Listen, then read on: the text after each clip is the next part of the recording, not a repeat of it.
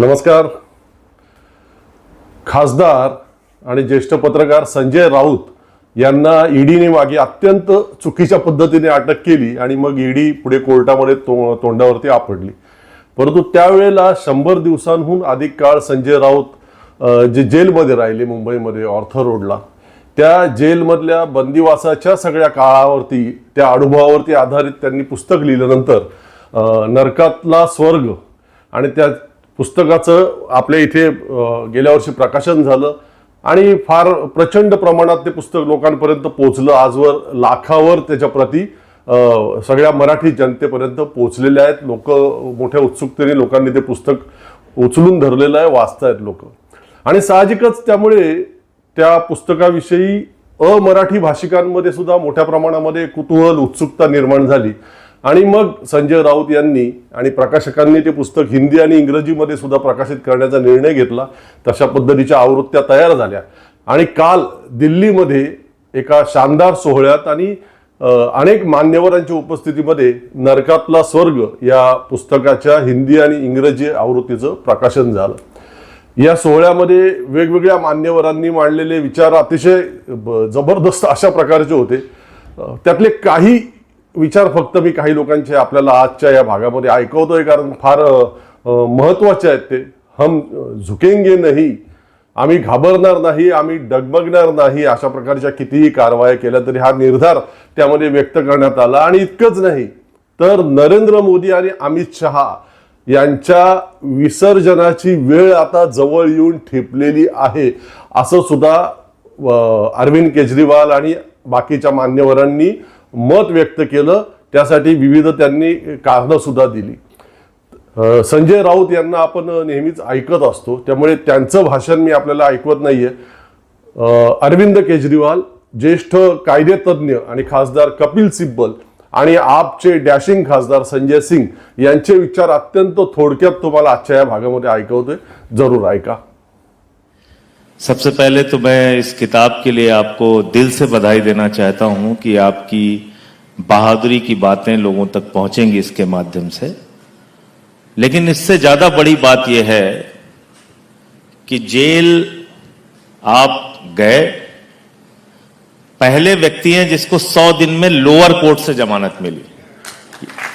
आप पहले व्यक्ति हैं ईडी के मामले में जिसको 100 दिन में लोअर कोर्ट से ही जमानत मिली. हम लोगों को तो सुप्रीम कोर्ट तक जाना पड़ा. लेकिन उससे ज्यादा बड़ी बात यह है कि जो इनकी मंशा थी कि ये लोग ज्यादा बोलते हैं, इनको झुकाना है, इनको डराना है, वो काम आपने नहीं किया. निकल के और मजबूती के साथ आप बोलते रहे, इसके लिए विशेष रूप से बधाई. मुकदमा क्या था? साकेत गोखले पे 500 रुपए के भ्रष्टाचार का. कोई जानता है इस देश में? 500 रुपए के भ्रष्टाचार का मुकदमा क्या था संजय रावत पे? मुकदमा यह था कि इन्होंने अपने दोस्त से बैंक के खाते में लोन लिया और उसी पैसे को वापस किया. दोनों के रिकॉर्ड मौजूद थे और इन्होंने अपने इलेक्शन के नॉमिनेशन में उसको डिक्लेयर किया था. यह भ्रष्टाचार है, यह लगा था इनके ऊपर. मुकदमा क्या था अरविंद केजरीवाल जी के ऊपर? मुकदमा इनके ऊपर यह था कि इन्होंने भ्रष्टाचार किया एक्साइज पॉलिसी में, जिस एक्साइज पॉलिसी से दिल्ली को फायदा हुआ, ज्यादा रेवेन्यू आया.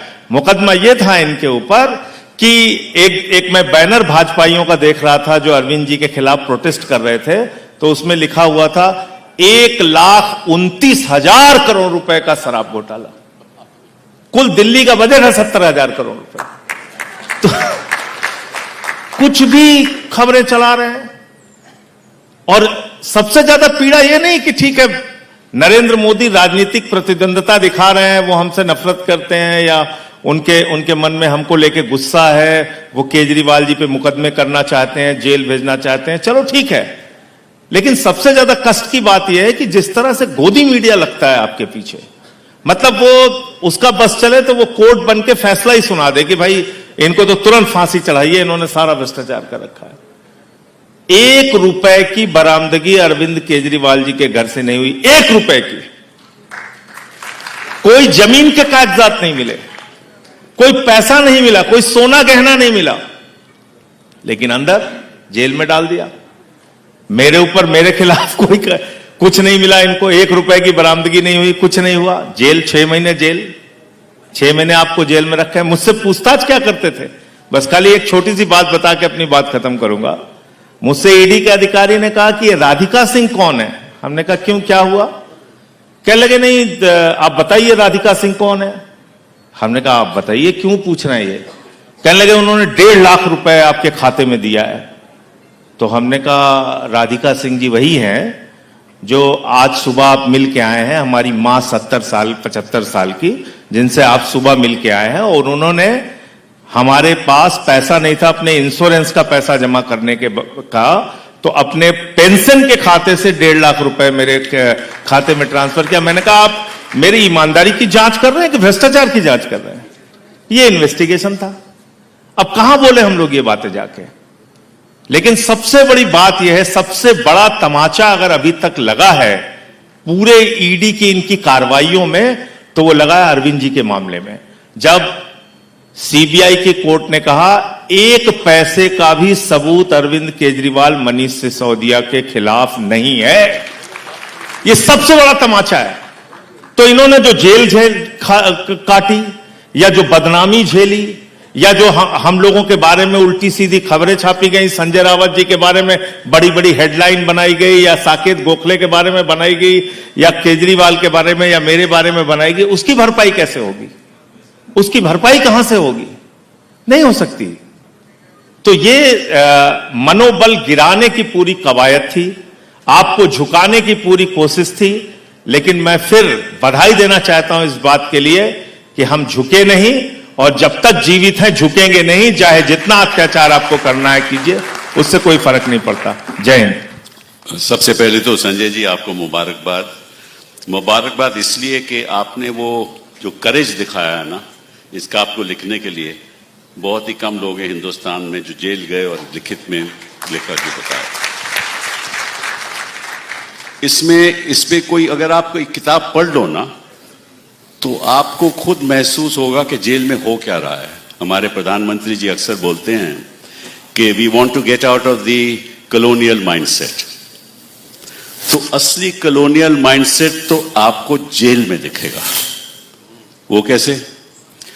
आप नीचे जमीन पे सोओगे, कोई अधिकारी आएगा तो आप खड़े हो जाओगे, आपको जो देंगे वो खाना मिलेगा, घर से खाना नहीं मिलेगा।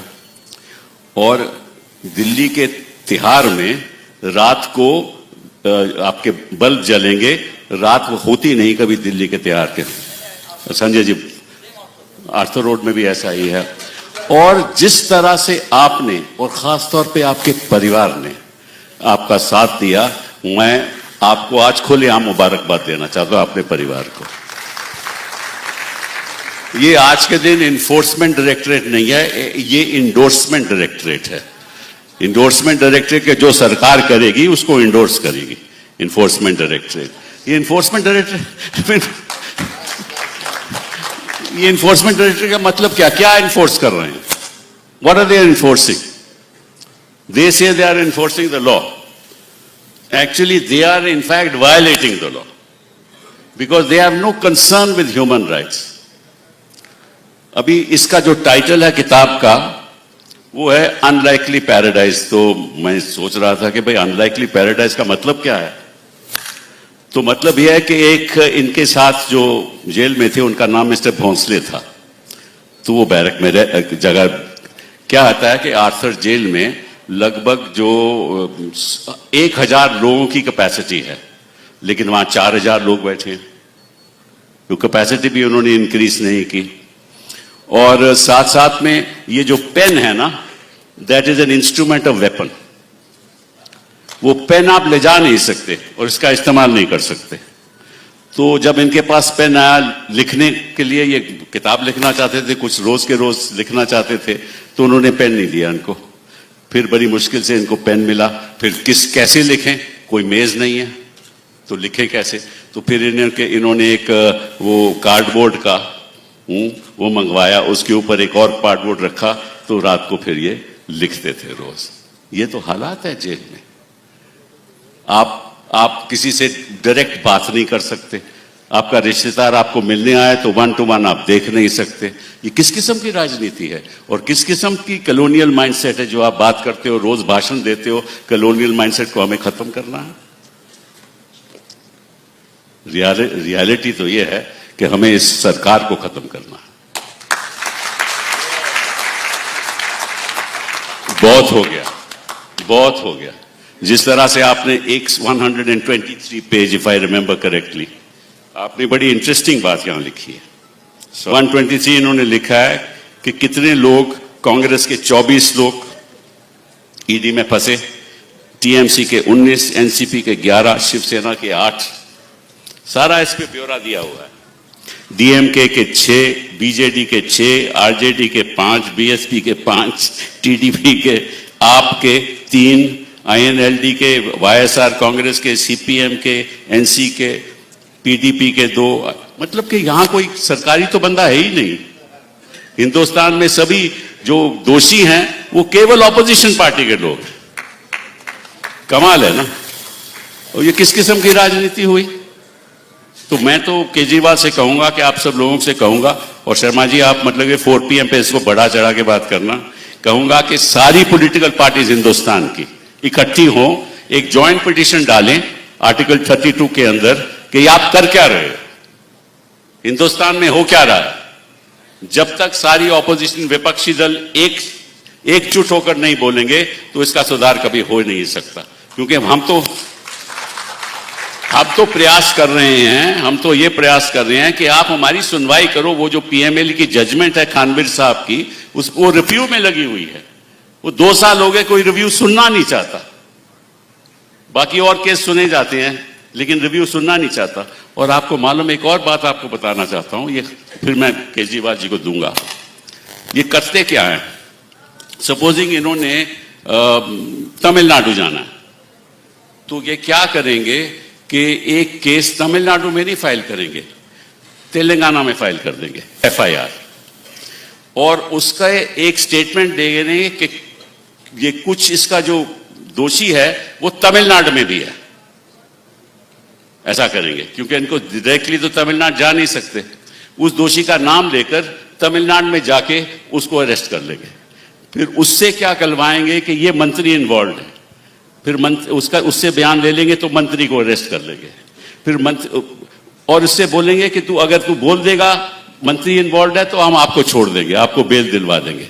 तो the entire process is to get statements from people, make them involve some other people who are in power, and then go and arrest them.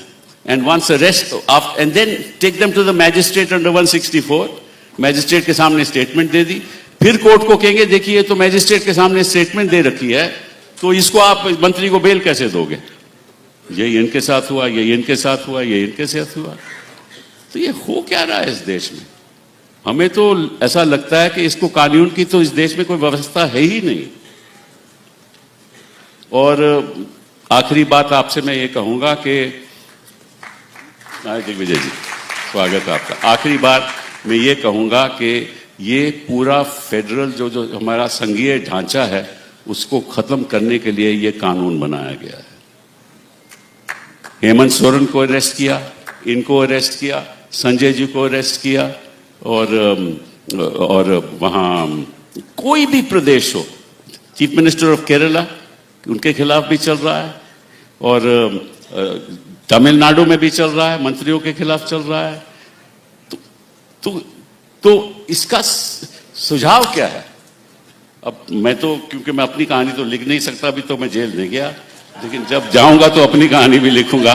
फिलहाल केजरीवाल जी आप बताइए कि वहां होता क्या है।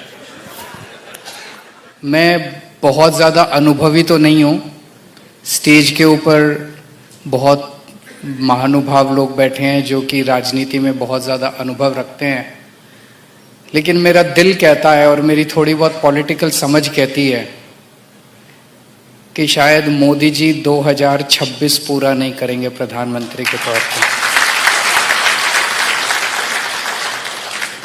मोदी जी और अमित शाह जी जाने वाले हैं, उनका साम्राज्य खत्म होने वाला है। जनता के अंदर वो इतने अनपॉपुलर हो चुके हैं, इन्होंने हजारों लाखों ट्रोल बिठा रखे हैं, उसके बावजूद वो सोशल मीडिया का नैरेटिव कंट्रोल नहीं कर पा रहे। मोदी जी एक पोस्ट डालते हैं, आप उसके नीचे कमेंट्स पढ़ लो। एक समय ऐसा होता था कि इनकी पूरी मशीनरी मिलके एक भी नेगेटिव कमेंट अगर आता था तो उसको ये लोग डिलीट या म्यूट या कुछ मेरे को तो ज्यादा नहीं पता, वो कुछ कर देते थे। अब तो पूरा का पूरा मोदी जी एक ट्वीट करते हैं, नीचे सारी गालियां ही मिलती हैं उनको और कुछ नहीं होता उसके अलावा।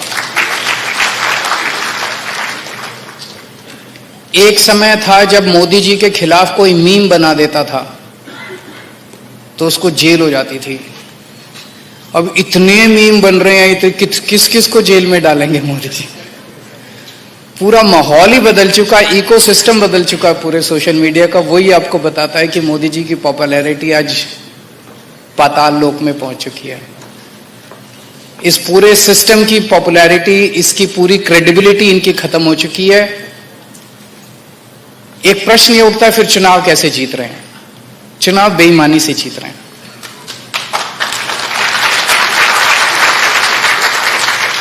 उसका सबसे बड़ा जीता जागता उदाहरण मैं हूं। मैं नई दिल्ली विधानसभा से चुनाव लड़ा। जब मैं जेल गया, जेल जाने के पहले मेरी विधानसभा में पिछली बार जब मैं लड़ा था 1,48,000 वोट थे। 1,48,000। जब मैं जेल से लौट के आया 1,06,000 वोट बचे थे। 42,000 वोट इन्होंने पीछे से कटवा दिए, यानी कि ऑलमोस्ट 30% वोट मेरी विधानसभा के इन्होंने कटवा दिए। 3,000 वोट से जीत गए। पिछली बार मैं 30,000 वोट से जीता था। इस तरह से जीत रहे हैं, बेईमानी करके जीत रहे हैं। वोट ऐड करते हैं, वोट डिलीट कराते हैं, फर्जी वोट डलवाते हैं, ईवीएम्स में हेराफेरी। अब ये चोरी से जीत रहे हैं। लेकिन एक ना एक दिन तो जब सारी सब जनता खड़ी होती है तो सबको अपना वो मिलता है। तो मेरा अपना मानना है, और मैं समझता हूं कि जब देश को इन दोनों से मुक्ति मिलेगी तो एक सेटिस्फैक्शन ये होगा कि इस लड़ाई में हमने भी थोड़ा सा कंट्रीब्यूट किया था। हम भी जेल गए थे, हैं? फ्रीडम फाइटर, हम भी इस पूरी लड़ाई के फ्रीडम फाइटर। मुझे दुख इस बात का होता है कि इस देश की जनता ने जितना बड़ा मैंडेट इनको दिया 3 बार, ये चाहते तो इतना कुछ कर जाते देश के लिए। इतना मतलब देश याद करता है इनको। देश कोई 12 साल हो गए इनको, 12 साल कम नहीं होते किसी भी देश के इतिहास में, बहुत होते हैं। इतने बड़े बड़े काम करके जा सकते थे कि सुनहरी अक्षरों में। अब इनका पूरा ये कालखंड जो है ये काले अक्षरों में लिखा जाएगा हमारे इतिहास के अंदर। सबसे गंदा, मतलब कौन सा ऐसा कुकर्म है जो इन्होंने नहीं किया इन 12 साल के अंदर? सारे कुकर्म किए हैं इन लोगों ने। एक बात और कहना चाहूंगा कि अब इन्होंने सारा सिस्टम ऐसा कर दिया कि ईमानदार कौन है और बेईमान कौन है, इसकी परिभाषा बड़ी साफ साफ हो गई है। जो ईडी के डर से बीजेपी में जाए वो बेईमान है, और जो ईडी के डर से जेल में जाए वो ईमानदार है।